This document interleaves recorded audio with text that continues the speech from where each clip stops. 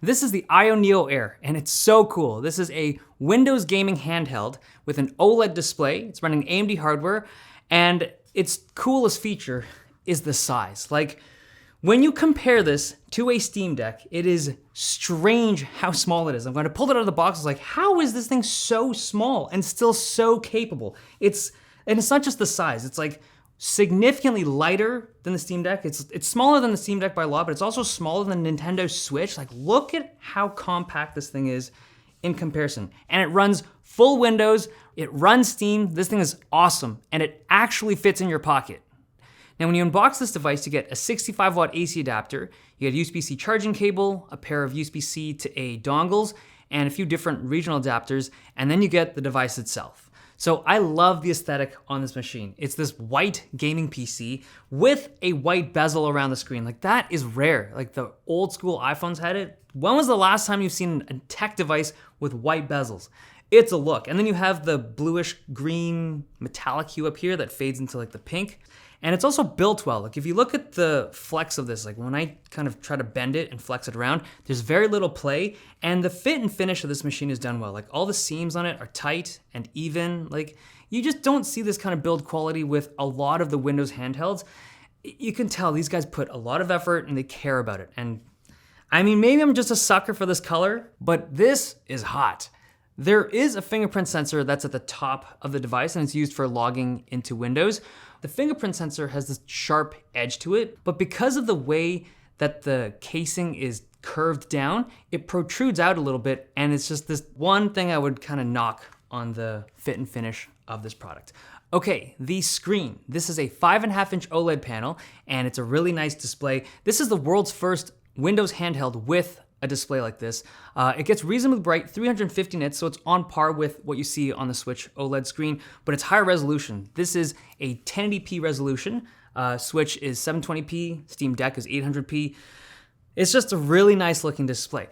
Games, media, the UI, 1080p res is awesome, but most AAA titles or more demanding games will not be able to play at 1080p. You'll have to lower it to 720p. We'll get into performance in a little bit, but the screen overall is really nice. Let's talk about the controls. So I really like the controls on the Air. Controls on handhelds are usually difficult to do. It's because like they're trying to emulate real controllers, like with triggers and shoulder buttons. And when you put this stuff into a handheld, it just makes it more complex. Now, the Steam Deck had excellent controls, like truly excellent controls, but this thing is big. There's just a lot of real estate to work with. And when you have a lot of space, you can do really nice stuff with controls. On a device like this, which is way smaller, I think what they did was very impressive. So, first thing, the curvature on the back is really nice. It's just a nice grip when you're holding it, when you're playing games. It's very comfortable. It's surprising they're able to get something so nice on such a small size. And also the sticks. So these joysticks use Hall sensors, which are magnet-based. Now, the traditional kind of joystick will have physical contact, and as you move it around, things over time will wear out, which can lead to joystick drift. This thing, no physical contact, no wearing out. It will never have joystick drift. I do wish that they were a little bit taller, but otherwise these are great feeling sticks with a seemingly endless lifespan. And then there's the buttons. So this is gonna be subjective, but I really like these buttons. They're a little bit taller. These are more console-like. Some people like the Switch style that are just a little bit lower and a little bit quicker to press. But I think they've done a really good job with these buttons. And then the D-pad. This is an awesome D-pad. It controls well in games. There's no play on it. It's a good size. I just think that they nailed the directional pad on this device. The triggers on the back also use those magnetic Hall sensors, and they have an excellent range of motion. Like, look at this go compared to something like the Switch. So again, with small controllers, you just have, it's hard, right? Like, look at the Switch. It pulls back, I don't know, 2 millimeters versus this. Come on, dude. Like, this is a nice trigger, and it's adjustable. You can customize where it actuates. It's just, the controls, good stuff. There are also 4 shoulder buttons that you can customize in the software. The one thing, though, that I don't love about the controller is the material or the texture of the grips of the sticks. They're like a harder material, and they might be more durable, but they're just, I don't know. I wish they'd gone with like a softer rubber, or maybe had like a concave. Like, I know the Switch style is to have a convex like bump. I like my sticks concave. It just gives you better grip as your fingers lock in there, but Aside from, and these are removable, like they pop off, so maybe you could get like different kinds. The rumble comes from a linear motor. It feels decently strong. And there's also these ring lights around the two sticks. They're just like these white LEDs. They also turn red as the battery is being charged and stuff, but you can tweak the colors quite extensively in the software. Like there's seemingly a cluster of LEDs that you can adjust, or you can turn them off completely if you want. Now, it's not too hard to get inside this device, and once you're in there, you can swap out the SSD, but there's not much else you can really do. I just wanted to see the thermal system, and it's a single fan. It's nothing crazy in there. So this system is running the 5560U from AMD. It's a 6-core CPU with the Vega 6 GPU, and it's running Windows 11 right out of the box, so you can install whatever Windows applications or games that you want onto this device. Now, most AAA titles will need to be played at 720p, and even then, a lot of the more graphically demanding titles won't go much over 30 frames per second. So yes, a lot of stuff is playable, even the high-end stuff, but it'll feel a lot more like a console gaming experience than a PC. It even has less powerful hardware than a Steam Deck, like you would expect it considering its size. But where this device shines is with less demanding titles. Most of those games will comfortably hit 60 frames per second at 1080p, and those games look really nice on this OLED screen. And that is why I like this machine so much. It's super compact, very well built OLED screen, excellent controls, and has access to all the undemanding Windows titles that you could possibly dream of. It's just all available in this machine.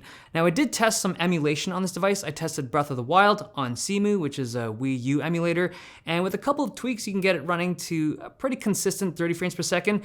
I would say that the Ryzen 5560 is decent for emulation, but not great. Like if you want to throw, I don't know, Switch emulation on here, it's not gonna be great. But anything lighter like Wii U stuff, I think with some adjustment, you can get it running quite nicely on this device. There is a pop-up you can launch with a button for TDP and fan control, as well as brightness and volume adjustment. And this is all done through the Ayeneo software. It's updated pretty regularly, and I think this is well done. The fan noise is loud at the top end, but I wouldn't say that it gets super annoying or anything, even with the speakers that come off of this thing. They're not great speakers, but they're good enough to combat the fan noise at the top end. But this device gets hot. So if you look at the back of it, there is a grill. It's a fairly large portion of this back panel, and the cold air goes through here, and then the hot air comes out the top. But because this is such a small device, and your hands are quite close to the APU and all the thermal components inside there, even if they're venting off a good amount of air, this builds up heat. And I would say that this is way hotter than you'd expect. Now, the area that you're touching, like the actual controls, they don't get particularly hot. But if you touch a screen, if you're like trying to interact with an element on the display, or if you touch something on the top, like it's surprisingly hot. But it only gets there if you push the system to the max wattage.